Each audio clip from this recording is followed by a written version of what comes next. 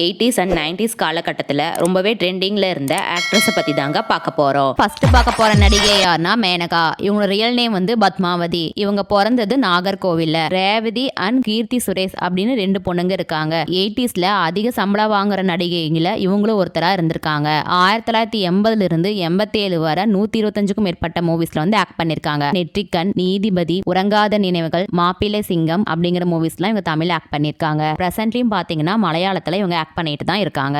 நடிகை ஸ்ரீவித்யா பத்தி தாங்க நம்ம அடுத்து பார்க்க போறோம். ஃபேமிலி சிச்சுவேஷன் காரணமாக இவங்க சின்ன வயசுலயே சினிமா துறைக்கு வந்துட்டாங்க. இவங்களோட 40 வருட சினிமா வாக்கில கிட்டத்தட்ட 800க்கும் மேற்பட்ட மூவிஸ்ல வந்து இவங்க நடிச்சிருக்காங்க. இவங்க ஒரு பின்னணி பாடகரும் கூட. அது மட்டும் இல்லாம முறையா கிளாசிக்கல் டான்ஸும் கத்துட்டு இருந்திருக்காங்க. டெல்லி டு மெட்ராஸ் அப்படிங்கிற படத்துல தான் இவங்க ஹீரோனா அறிமுகமாயிருக்காங்க. சொல்லத்தான் நினைத்தேன், அபூர்வ ராகங்கள் போன்ற மூவிஸ்ல வந்து ஆக்ட் பண்ணிருக்காங்க. அக்டோபர் 16, 2006 உடல்நல குறைவு ஏற்பட்டு இவங்க இறந்துட்டாங்க.